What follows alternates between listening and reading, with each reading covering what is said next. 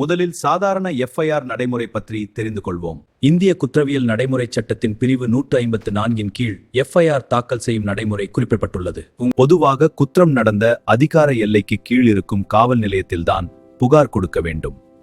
புகார் கொடுத்த போலீஸ் ஸ்டேஷனில் எஃப்ஐஆர் பதியப்படும்.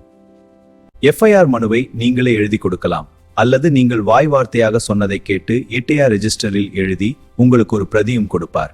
இதுவே சாதாரண எஃப்ஐஆர் நடைமுறை. இப்போது சிரோ எஃப்ஐஆர் பற்றி தெரிந்து கொள்வோம்.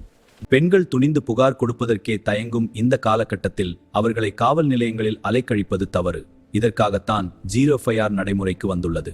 ஜீரோ எஃப்ஐஆர் என்பது காவல் நிலையத்தின் அதிகார எல்லையை பொருட்படுத்தாமல் எங்கு நடந்த குற்றமாக இருந்தாலும் எந்த காவல் நிலையத்திலும் ஜீரோ எஃப்ஐஆர் பதிவு செய்யப்பட வேண்டும்.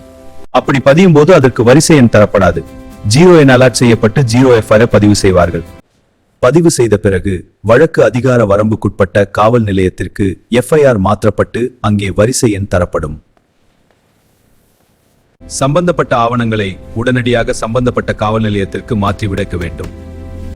ஐயா, என் புகாரை பதிவு செய்யுங்கள். இது எங்கள் எல்லைக்கு உட்பட்டதில்லை. ஆனால் இது ஜீரோ எஃப்ஐஆர். ஐபிசியின் பிரிவு 166 கீழ் இது சிறை தண்டனைக்குரிய குற்றம். சரி, புகாரை பதிவு செய்கிறேன்.